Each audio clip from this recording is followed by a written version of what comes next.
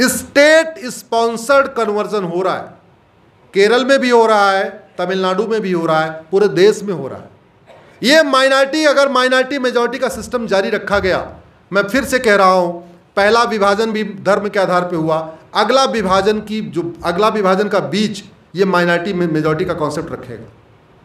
बाल पाटिल केस में supreme court के 3 जजों की बेंच ने 2005 में कहा भी था, जितने जल्दी हो सके माइनॉरिटी मेजॉरिटी खत्म करिए। 2005 में सुप्रीम कोर्ट की 3 जजों की बेंच कह रही है माइनॉरिटी मेजॉरिटी खत्म करिए। 2006 में कांग्रेस ने भारत के इतिहास में पहली बार माइनॉरिटी फिल्म मिनिस्ट्री बना दिया।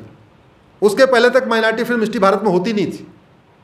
भारत में पहली बार अल्पसंख्यक आयोग बना 1992 में। भारत में पहली बार अल्पसंख्यक कल्याण मंत्रालय बना 2006 में।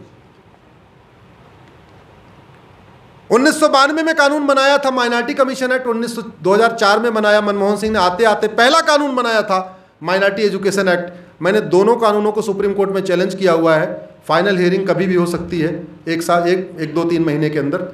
लेकिन इन दोनों कानूनों को खत्म करना जरूरी है कि नहीं? जोर से बोलिए जरा। ये हमारे संस्कृति को खराब कर रहा है कि नहीं? ये देश में अलगाववाद बो रहा है कि नहीं? इस अलगाववाद के खिलाफ आवाज उठाइए, इस घटिया कानून के खिलाफ आवाज उठाइए। अपने अपने सांसदों विधायकों को पकड़िए, बोलने में किसी की रोक नहीं है। वैसे ये सेंट्रल एक्ट है, कानून खत्म होगा सुप्रीम कोर्ट से या संसद से, लेकिन बोलने के लिए तो विधायक भी बोल सकते हैं भाई। अगर आम आदमी इसके खिलाफ बोल सकता है तो विधायक क्यों नहीं बोल सकते? इस देश में 4200 विधायक हैं, लगभग 800 के आसपास सांसद हैं, टोटल हो गए 5000। इन 5000 लोगों को क्या कहते हैं? कानून निर्माता। तो अगर ये 5000 लोग कानून निर्माता हैं तो इनको घटिया कानून के खिलाफ बोलना चाहिए कि नहीं बोलना चाहिए? इससे भी पेट नहीं भरा। 1951 में पूजा स्थल, 1992 में माइनॉरिटी, फिर पेट नहीं भरा 1995 में एक और घटिया कानून, उसको कहते हैं वक्फ एक्ट। सुना आप लोगों ने वक्फ एक्ट के बारे में? वीडियो देखा है कि नहीं देखा? विक्रम जी ने उसको चैलेंज किया हुआ है इंदौर हाई कोर्ट में। हमने उसको दिल्ली में चैलेंज किया हुआ है। लेकिन मुझे ये बताते हुए खुशी हो रही है, ये मैटर मंडे को लगा था दिल्ली हाई कोर्ट में, तो केंद्र सरकार का जवाब आया। मैंने बोला चीफ जस्टिस साहब को, पीआईएल हमेशा चीफ जस्टिस के यहाँ लगती है। मैंने जस्टिस शर्मा से कहा कि कितना पुराना मैटर है, इस पर जवाब नहीं आ रहा, इसके आप सुनवाई करिए। तो केंद्र सरकार ने जवाब दिया कि साहब इस पे 1, 2, 3 नहीं 120 पीआईएल आ चुकी है। तो हम देश के उन सभी राष्ट्रभक्तों को, विक्रम जी को, पारस जैन जी यहाँ बैठे हुए हैं उनको, बाकी देश में अलग अलग लोगों ने, जिन लोगों ने इस वक्फ एक्ट को चैलेंज किया है, मैं सबको धन्यवाद देता हूँ यहाँ से। और दिल्ली हाई कोर्ट के चीफ जस्टिस ने बोला जब 120 पीआईएल आ गई है तो आप इसमें ट्रांसफर पिटीशन फाइल करिए। एक संविधान में प्रावधान है कि अगर उसी विषय पे देश के अलग अलग हाई कोर्ट में पीआईएल हो जाए तो आप उसको सुप्रीम कोर्ट ले जा सकते हैं। मैंने कहा सर मैं कैसे ले जाऊंगा, मुझे तो 2-3 के बारे में पता था, ये तो 120 हो गई हैं, मैं सबका कहाँ से नाम पता ढूंढता रहूँगा। ये ड्यूटी आप केंद्र सरकार को दीजिए, वो इसको सुप्रीम कोर्ट ले चले। तो अब हम सब की 120 याचिकाएं, मेरी, विक्रम जी की, पारस जैन जी उधर कोने बैठे हुए हैं, कहीं व्यस्त हैं लगता है, और हरिशंकर जैन जी की इलाहाबाद हाई कोर्ट में है। हरिशंकर जैन जी को जानते होंगे, हाँ, ज्ञानवापी। तो हम सब की याचिकाएं अब सुप्रीम कोर्ट आएंगी, अब वहीं लड़ाई होगी। लेकिन बात फिर वही आ गई, जब इतना घटिया कानून बनाया है कि अगर वो वक्फ बोर्ड आके बोल दे ये हाल वक्फ बोर्ड का है, और इस हाल को नोटिस भेजते समय, इस कॉलेज को नोटिस भेजते समय उसको कोई एविडेंस की ज़रूरत नहीं है, सिंपल 1 पन्ने का चिट्ठा लिखना है कि ये जो कॉलेज का, ये पूरा कॉलेज का प्रांगण है, यहाँ बाबर का घोड़ा घास खाने आया था, इसलिए ये वक्फ की प्रॉपर्टी है, या यहाँ पे औरंगजेब का जो है गधा घास खाने आया था, इसलिए वक्फ की प्रॉपर्टी है, तो इसको आप हमें दे दीजिए। तो याद समझिए इस कॉलेज के प्रिंसिपल महू की कोर्ट में या इंदौर की कोर्ट में नहीं जा सकते, उनको भोपाल जाना पड़ेगा वक्फ बोर्ड के सामने, क्योंकि वक्फ बोर्ड का ऑफिस केवल देश की राजधानियों में है, हर प्रदेश की राजधानी में। अब महू वाले तो फिर भी चले जाएंगे भोपाल, यहाँ से 150-200 किलोमीटर होगा। वो झबुआ वाला बेचारा भोपाल कैसे पहुंचेगा, 600-700 किलोमीटर। और इस कॉलेज के मैनेजर तो फिर भी चले जाएंगे, क्योंकि पढ़े लिखे हैं, संपन्न हैं, कॉलेज चला रहे हैं, नियम कानून पता है, विक्रम जी को इंगेज कर लेंगे। वो झबुआ का आदिवासी कैसे जाएगा जिसके घर पे नोटिस जाएगी, जिसने जिंदगी में कभी झबुआ की कोर्ट नहीं देखी है? वो झबुआ का आदिवासी जो कभी आज तक थाने नहीं गया, तहसील नहीं गया, झबुआ की कोर्ट में नहीं गया, वो भोपाल कैसे आएगा अपने नोटिस का जवाब देने भाई? और प्रावधान क्या रखा है, एक अखबार में निकाल दो 30 दिन के लिए कि भाई ये प्रॉपर्टी वक्फ बोर्ड की है, और अगर 30 दिन में जवाब ना आए तो तुम्हारी हो गई। किसी ऐरू गैरू नत्थु खैरू जिस अखबार को कोई नहीं पढ़ता, उस अखबार में नोटिस निकाल दो, जो अखबार चलता ही नहीं हो, केवल कागजों पे ही रहता है। ऐसे अखबार भी है ना जिनको कोई नहीं पढ़ता, उसमें नोटिस में निकाल दो ये कॉलेज वक्फ प्रॉपर्टी है, वो तो गया बेचारा। कन्वर्जन का सबसे बड़ा टूल बन गया है ये वक्फ एक्ट। गरीबों के, आदिवासियों को नोटिस भेजता है, कहता है ये प्रॉपर्टी तुम्हारी वक्फ की है, जो सालों साल, सैकड़ों साल से वहां रह रहे हैं, और 2 ऑप्शन देता है, या तो कन्वर्ट हो जाओ या तो तुम्हारी जमीन। इतना बड़ा अत्याचार किया है हमारे इन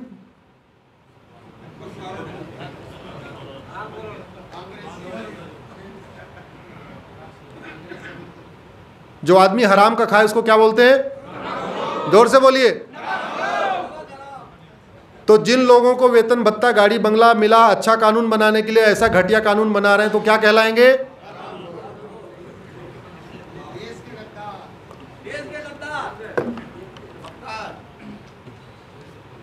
इस कानून को भी अब सुप्रीम कोर्ट में हम लोग लड़ेंगे, लेकिन बात फिर वही आ गई कि इस देश के 5000 सांसद और विधायक जिनको वेतन भत्ता, गाड़ी बंगला मिलता है, वो किसी भी पार्टी के हों, इस पे आवाज़ उठाना चाहिए उनको कि नहीं? और हम सब की ये ड्यूटी है सांसदों विधायकों को टोकना चाहिए कि नहीं? आज की डेट में सारे सांसदों विधायकों का फ़ोन नंबर वेबसाइट पे है।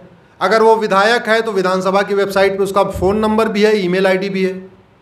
अगर वो लोकसभा का सांसद है तो लोकसभा की वेबसाइट पे है। आप सब लोग, इस हॉल में बैठे हुए लोग और जो 1 करोड़ 2 करोड़ लोग इसको देखते हैं, मैं आप लोगों से हाथ जोड़ के निवेदन करता हूँ, आपके मोबाइल की आउटगोइंग फ्री है। आज की डेट में 1.5 GB डेटा भी फ्री है। एक बार गूगल करके अपने अपने सांसद विधायक का मोबाइल नंबर ढूंढिए, ईमेल आईडी ढूंढिए, ईमेल पे ईमेल करिए, फ़ोन पे उनको एसएमएस करिए, फ़ोन करिए 4-6-10 बार करिए, क्या दिक्कत क्या है? एक आध बार तो उठा ही लेंगे। व्हाट्सएप करिए, एसएमएस करिए, टेलीग्राम करिए, ईमेल करिए। और जैसे अपने घर की समस्याओं के लिए आप छुट्टी करते हैं, अपने घर की समस्याओं के लिए हॉस्पिटल जाते हैं, शादी विवाह पड़ता है तो रिश्तेदार नातेदार के यहाँ जाते हैं, ऐसे ही भारत को बचाने के लिए, देश की समस्याओं पे चर्चा करने के लिए महीने में, 2 महीने में, 3 महीने में एक बार अपने सांसद विधायक से जरूर मिलिए। ये देश की बात है। कानून बना के हमें बर्बाद करने की कोशिश की गई है, कानून बना के सनातन धर्म को खत्म करने की कोशिश की जा रही है। और प्राइवेट पार्टी वाला तो फिर भी लड़ेगा। जब ये वक्फ बोर्ड गोचर जमीन है, जहां गाय चरती है, जो बंजर जमीन है, जो ऊसर जमीन है, जो खेल का मैदान है, जो पार्क है, जब उस पर कब्जा करेगा तो कौन लड़ेगा भाई? आपकी जमीन पे अगर नोटिस आएगी आप लड़ोगे, उस गोचर जमीन के लिए कौन लड़ेगा? कोई नहीं लड़ेगा। तो हो क्या रहा है, इस भारत के खेल के मैदान, गोचर, बंजर, ऊसर, जो पब्लिक लैंड होती है, धीरे धीरे धीरे धीरे करके वक्फ बोर्ड कब्जा करता चला जा रहा है। वही चोर है, वही दरोगा है और वही जज है। इस कानून के अंतर्गत वक्फ बोर्ड ही आपको नोटिस भेजेगा, वक्फ बोर्ड ही जांच करेगा कि आप मालिक हो कि नहीं, और वक्फ बोर्ड फैसला सुनाएगा कि आपको ज़मीन मिलेगी कि नहीं मिलेगी। ऐसा कानून दुनिया में कहीं नहीं है। ये भारत की इकलौता ऐसा कानून है जहां वही व्यक्ति चोर है, वही दरोगा है, वही जज है। इससे भी पेट नहीं भरा। बहुत लंबी श्रृंखला हो जाएगी, लेकिन 5 मिनट में अपनी बात कंप्लीट कर रहा हूं, अंतिम बात कह के। नहीं, पीछे वाले ढीले हो गए।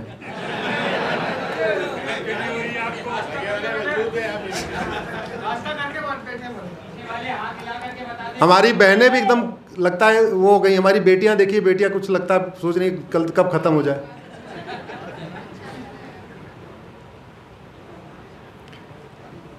एक कानून बना था राइट टू एजुकेशन एक्ट 2009 में, जिसको कहते हैं शिक्षा अधिकार कानून।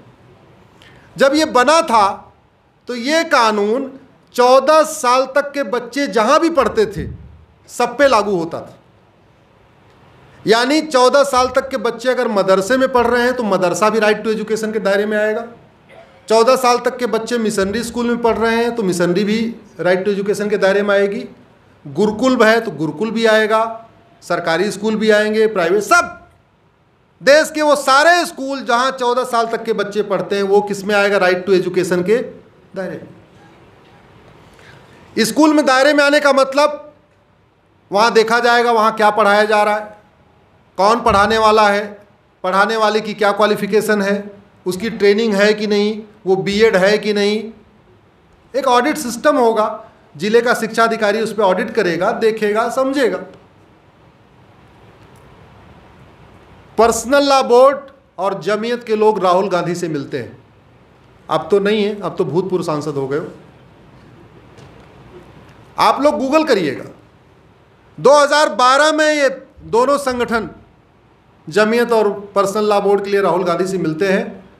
तत्काल संसद का सत्र चल रहा होता है, एक विधेयक लाया जाता है और मदरसों को राइट टू एजुकेशन के दायरे से बाहर निकाल दिया जाता है। बैलेंस करने के लिए गुरुकुल को भी निकाल दिया जाता है। लेकिन गुरुकुल में ऐसी कोई चीज नहीं पढ़ाई जाती जिसको हम ऑडिट से भाग रहे हैं। आप आइए, हम तो चाहते हैं गुरुकुल का अच्छी तरीके ऑडिट हो, क्योंकि गुरुकुल का ऑडिट करने वाले भी सीखेंगे वास्तव में गुरुकुल में क्या क्या पढ़ाया जाता है। और 2-4 बार ऑडिट करेंगे तो हो सकता है बाद में कहेंगे काम करो, पूरे देश में कम से कम 15 साल तक के बच्चों के लिए गुरुकुल ही खोल दो।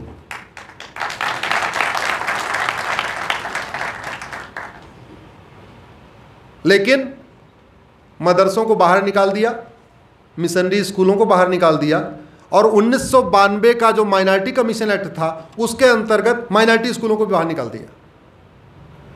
तो कहने का मतलब आज की डेट में मिशनरी स्कूल में क्या पढ़ाया जा रहा है, मदरसे में क्या पढ़ाया जा रहा है, वो सरकार की नज़र के बाहर हो गए। वहाँ कौन सी किताब चल रही है, वहाँ कौन पढ़ाने वाला आ रहा है, सरकार से कोई लेना देना नहीं है। पूरे देश में पढ़ाने के लिए टीईटी चाहिए, टेट, पता होगा जो लोग अध्यापक होंगे यहाँ पे, टीचर एलिजिबिलिटी टेस्ट, वो बाकी सब में चाहिए, मदरसे के लिए नहीं चाहिए।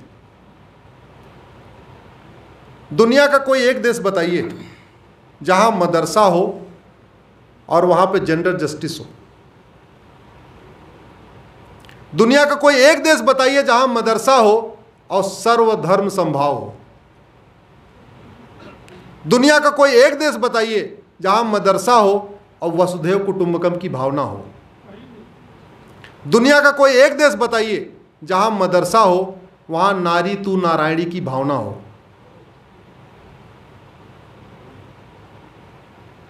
तुर्की से लेकर सोमालिया, अफगानिस्तान, पाकिस्तान, सबको देख लीजिए। दुर्योधन के ननिहाल गंधार में जहां कभी स्वयंवर होता था, बेटियां हमारे अस्त्र शस्त्र की शिक्षा लेती थी, उस अफगानिस्तान में स्कूल कॉलेज बंद कर दिए गए। पर्सिया शांत, समृद्ध, खुशहाल था, जब से ईरान बन गया है हिजाब न पहनने पे गोली मारी जा रही है। सुना नहीं सुना आप लोगों ने? और अभी तो 5000 बेटियों को, मैंने कहीं अखबार में पढ़ा था कि 5000 बेटियों को स्कूल में जहर दे दिया गया। ये लड़ाई रिलीजन की नहीं है, ये लड़ाई कल्चर की है, ये लड़ाई दो सोच की है, ये लड़ाई दो संस्कृतियों की है, आदिकाल से चल रही है। पहले देव दानव लड़ते थे, मानव राक्षस लड़ते थे, अब उसका स्वरूप बदल गया। लड़ाई पहले भी थी, ऐसा नहीं था कि 2000 साल पहले बहुत शांति थी या 5000 साल पहले, नहीं। अरे लड़ाई हुई है, राम रावण का युद्ध हुआ, कौरव पांडव का युद्ध हुआ, सबका युद्ध हुआ है। हिरण्यकश्यप वाला है, सबको पता है होलिका में क्या हुआ, कैसे कैसे हुआ। कभी विष्णु पुराण उठा के धारावाहिक देखिए, ये बहुत अच्छा सीरियल है, उससे आपको पता चलेगा आतंकवाद की समस्या बहुत पहले से है। दो सोच में टकराहट है, एक सोच सर्वधर्म संभाव सब, दूसरी सोच एको हम द्वितीयो नास्ति। एक सोच नारी तू नारायणी, दूसरी सोच महिलाएं केवल भोग की वस्तु है। हमारे शब्द जरा देखिए, हमारे किसी ग्रंथ में बलात्कार शब्द है ही नहीं है। मैं चैलेंज करता हूं आज महू की धरती से, मुझे हमारे चारों वेद, 18 पुराण, गीता, रामायण, किसी भी पुराने धार्मिक ग्रंथों में कोई एक बार बलात्कार की कहीं एक शब्द दिखा दे, था ही नहीं हमारे देश में। हमारे यहां शब्द महिला पुरुष को हम बराबर मानते ही नहीं है, बेटे और बेटी को बराबर मानते ही नहीं है। हम तो कहते हैं नारी तू, हमारे यहां गृहिणी कहते हैं, जिसका पूरा गृह, गृह का मतलब घर, जिसका पूरा गृह ऋणी हो उसको हम कहते हैं गृहिणी। हमने कभी पिता के लिए ऐसा कोई शब्द नहीं बनाया कि पिता के लिए सब पिता से सब लोग ऋणी हैं। हमने माता के लिए शब्द बनाया गृहिणी, पूरा घर ऋणी है। हमने नर तू नारायण नहीं कहा, नारी तू। तो ये हमारे देश का कल्चर है। हमारे किसी राजकुमार का नाम राज्य पे नहीं होता था, राजकुमारियों का नाम राज्य पे होता था। कौशल देश की राजकुमारी कौशल्या, सौमित्र राज्य की राजकुमारी सुमित्रा, पांचाल की राजकुमारी पांचाली, जनक की राजकुमारी जानकी, गांधार की राजकुमारी गांधारी। यह हमारा कल्चर रहा है। तो खतरा हमारे कल्चर को है, हमारी संस्कृति को है, हमारी तो नारी तो नारायणी की संस्कृति से, संस्कृति को खतरा है, हमारे सर्वधर्म संभाव की सोच को खतरा है, हमारे वसुधैव कुटुंबकम की सोच को खतरा है। हम जो गृहिणी कहते हैं उस हमारी सोच को खतरा है। हमारे किसी भी पुराने उसमें हलाला जैसी कुरीति नहीं है। हमारे किसी भी पुराने ग्रंथों में मुता मिस्यार जैसी कुरीति नहीं है।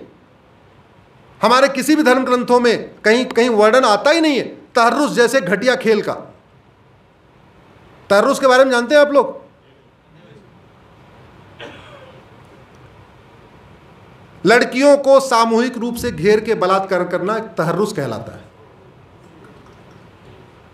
और वो खेल है और वो जायज है। और भारत में तहर्रुस हो रहा है कि नहीं हो रहा है? शुरू हो चुका है। तो खतरा हमारी संस्कृति को है, और यह खतरा कैसे रुकेगा? केवल समाज के जागने से नहीं रुकेगा।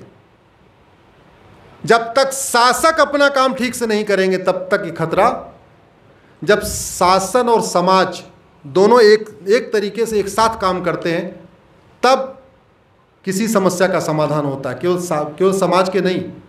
अगर समाज के जागने से समस्याएं ठीक होती तो आप ट्रैफिक वाला कानून खत्म कर दिए। सबको पता है हेलमेट लगाना अच्छा है। अगर कानून खत्म कर दे, लोग बिना हेलमेट के घूमेंगे कि नहीं? जोर से बोलिए। सबको पता है हेलमेट हमारे लिए अच्छा है, कानून खत्म कर दीजिए, ट्रैफिक रूल हटा दीजिए। सबको पता है कि रेड लाइट पे रुकने से जाम नहीं लगेगा, आप पेनाल्टी हटा दीजिए, देखिए जरा चौराहे पे क्या होगा। अरे भैया, व्यक्ति कानून के अनुसार कार्य करता है, इसलिए कानून नियम समाज के हिसाब से होना चाहिए, संस्कृति के हिसाब से होना चाहिए। वही व्यक्ति लोकल ट्रेन में चलता अलग बिहेवियर करता है, मेट्रो में चलता अलग बिहेवियर करता है, एयरप्लेन में चलता अलग बिहेवियर करता है। व्यक्ति वही है, नियम कानून बदल रहा है, व्यवस्था बदल रही है, इसलिए उसकी सोच बदल रही है, उसका व्यवहार बदल रहा है। वही व्यक्ति इंदौर में अलग बिहेवियर करता है, दिल्ली में अलग करता है, अमेरिका में अलग बिहेवियर करता है, क्योंकि जैसा देश वैसा देश। दुर्भाग्यवश कभी इस पे ठीक से चिंतन नहीं हुआ। कोशिश यही की जा रही है हमारा देश बचे, हमारी संस्कृति बचे, हमारा धर्म बचे। आइए हम सब लोग मिलके एक आवाज़ उठाएं, अपने नागरिक धर्म का पालन करें। नागरिक धर्म ये भी है कि देश के लिए, समाज के लिए थोड़ा समय निकालें। समस्याओं का समाधान दो जगह से होगा, संसद और सुप्रीम कोर्ट। राज्यों की समस्या है तो विधानसभा और हाई कोर्ट। लेकिन इस संसद और सुप्रीम कोर्ट को जगाने का, विधानसभा और हाई कोर्ट को जगाने का दो तरीका है, सड़क, और एक दूसरा तरीका आ गया है सोशल मीडिया। अपने फ़ोन का उपयोग राष्ट्रहित के कार्य में करिए। अपने फ़ोन का उपयोग केवल सेल्फी लेने, फ़ोटो खींचने